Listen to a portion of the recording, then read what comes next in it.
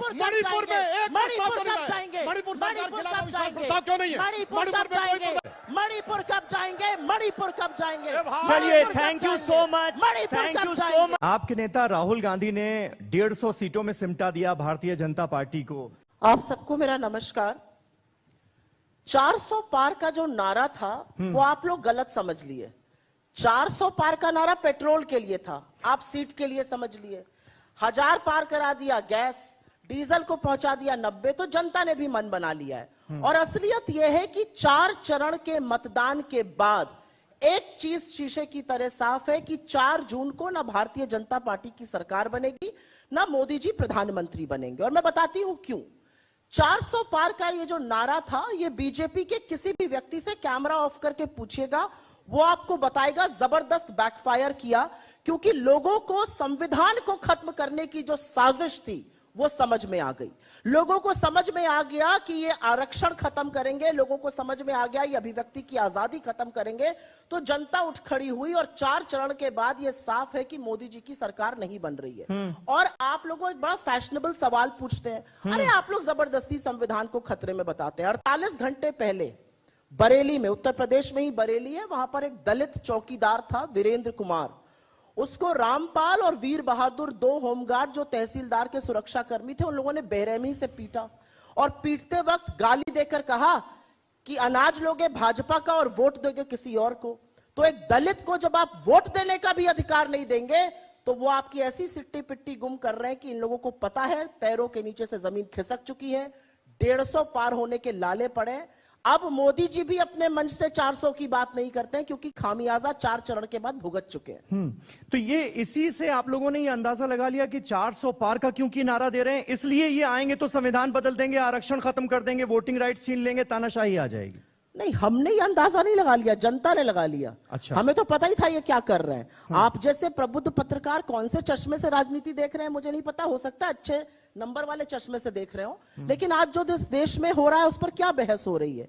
एक दलित चौकीदार को पीटा जा रहा है क्योंकि वो अपनी मर्जी से वोट डाल रहा है, उस पर कितने टीवी डिबेट हो रहे हैं। आज सवाल इस बात का है, कि एक आदिवासी के सिर पर भाजपा का नेता मध्य प्रदेश में पेशाब कर देता है, उस पर कोई टीवी डिबेट नहीं है। आज टीवी डिबेट इस बात पर नहीं है कि कोर्ट जिसके खिलाफ चार्जेस फ्रेम कर रहा है उसको, उसके परिवार को आप टिकट दे रहे हैं। कहां पर इस पे हो रहा है? आज डिबेट इस बात पर नहीं है कि एक बड़ी प्रबुद्ध पत्रकार को मोदी जी कहते हैं मैं हिंदू मुसलमान करूं तो मैं सार्वजनिक जीवन में रहने योग्य नहीं हूं। 24 घंटे में पलट गए, 24 घंटे में हिंदू मुसलमान करने लगे।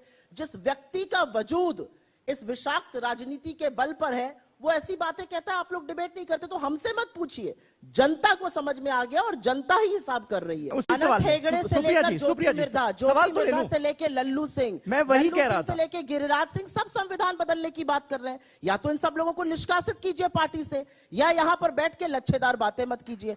आपने यहां पर एक बात कही, आपने एक सवाल पूछा, मैं छोटी सी बात कह देती हूँ, सुधांशु जी से थोड़ी मित्रता है, इसका खामियाजा आपको ना भुगतना पड़े मुझे नहीं पता।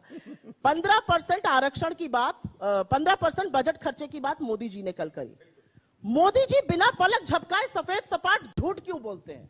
इस देश का प्रधानमंत्री झूठ क्यों बोलता है? आज चर्चा यह होनी चाहिए। मैं दावे के साथ कहती हूं और मैं यहां पर सीना ठोक के कहती हूं, एक डॉक्यूमेंट, एक कैबिनेट कमेटी की मिनट्स ऑफ द मीटिंग दिखा दे जहां पर ऐसा हुआ हो। आप आकर कुछ भी बोल दीजिएगा, आपने दाम्पत्य का सूत्र निभाया या निभाया, मैं उस डिबेट में नहीं पढ़ना चाहती हूं। आप कह दीजिएगा ब्याहताओं को आपका मंगलसूत्र छीन लेंगे, आप कह दीजिएगा एक भैंस छीन लेंगे, आप कह दीजिएगा ये 48 पन्ने का मेरा विजन डॉक्यूमेंट है, हमारा घोषणा पत्र है, 15,329 शब्द है, एक शब्द दिखा दीजिए जो मोदी जी कहते हैं। आज यहां से मंच से जाऊंगी और कभी ऐसे मंच पर नहीं आऊंगी अगर एक भी बात जो मोदी जी कहते हैं वो दिखा दीजिए।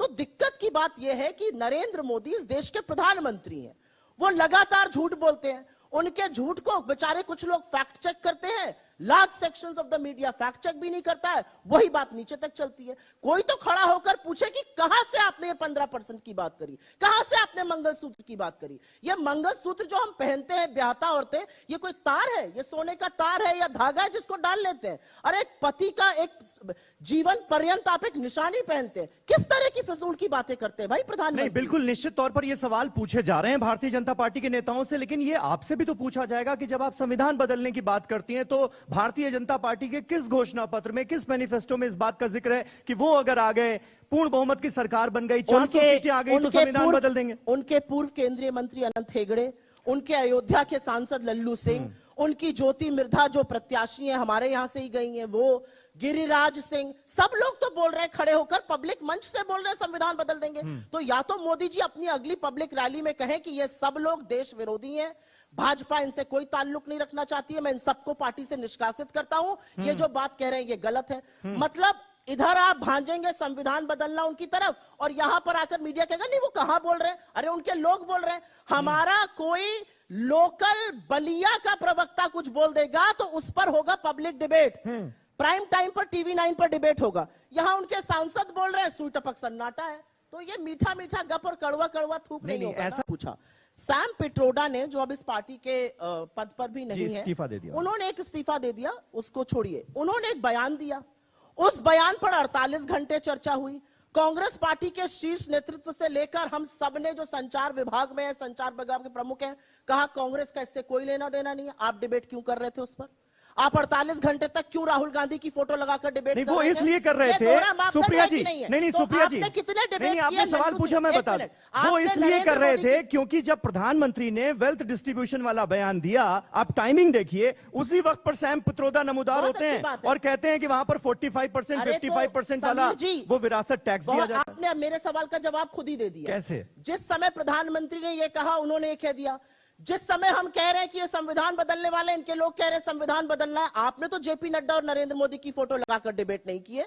आपने तो नहीं बोला कि लल्लू सिंह आपके सांसद ने कैसे कहा, आपने तो नहीं बोला अनंत हेगड़े ने कैसे कहा, आपने तो नहीं बोला। चलिए यही इसी सवाल से इधर उधर की बात न कर, ये बता कि कारवा क्यों लुटा। 20 करोड़ रोजगार देना था, 15 लाख सबके अकाउंट में डालना था, किसान की आय दुगनी करनी थी, 100 स्मार्ट सिटी बनानी थी, पेट्रोल डीजल का दाम 35 पर लाना था, रुपया डॉलर 1 कराना था, चीन को लाल आंख दिखानी थी। ये सब कुछ नहीं हुआ। अब मैं जरा 2-4 बातें सुधांशु जी से कह दूं। आप मेरे ट्रैप में फंस गए, पूछिए कैसे? आप एसबीआई एलआईसी की बात करने लगे। एसबीआई एलआईसी की बात हमने कब करी थी? जब अडानी महाघोटाले की बात करी थी। अब तो देश के प्रधानमंत्री कह रहे हैं कि अडानी और अंबानी बोरों में भर भर के, टेम्पो में लाद लाद कर काला धन बांट रहे हैं।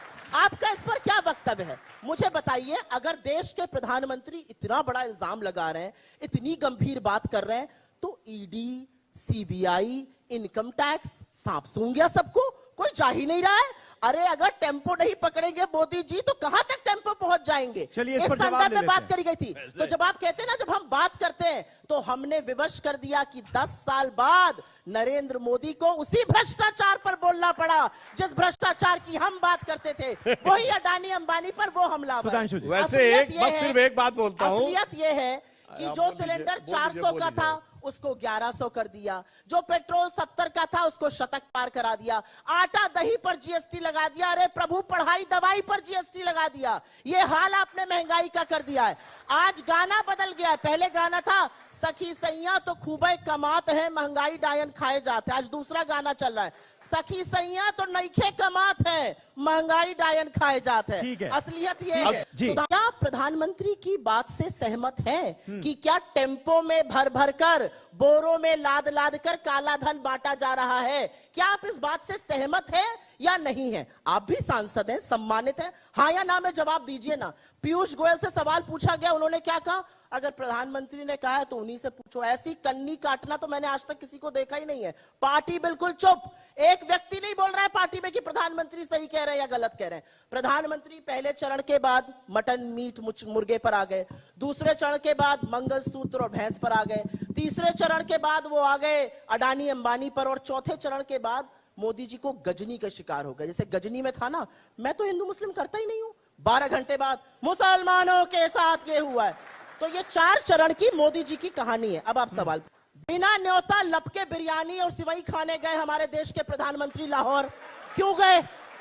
बिना न्योते के आईएसआई को पहली बार हिंदुस्तान की सरजमी पठानकोट पे किसने बुलाया? आपकी सरकार, आपके प्रधानमंत्री ने। असलियत यह है, अडवाणी जी पाकिस्तान गए, क्यों गए शिरकत करने, क्यों गए सिर झुकाने उस जिन्ना के सामने जिसने यहां पर हिंदुस्तान पाकिस्तान का बंटवारा किया? आपकी असलियत यह है कि जब हमारे लोग, जब इस देश की जनता अग्रसर थी और अंग्रेजों को करो या मरो का नारा देके देश से खदेड़ रही थी। क्विट इंडिया मूवमेंट में आप जिन्ना के लोगों के साथ, मुस्लिम लीग के साथ सरकार चला रहे थे, गलबैया कर रहे थे। आप तो फजलुल रहमान के साथ लगे हुए थे जिसने प्रस्ताव पारित किया था पाकिस्तान के बनने का। तो असलियत यह है कि यहां पर मत बोलिए। आपने इस देश की सामाजिक चेतना की बात करी, उस पर चर्चा होनी चाहिए।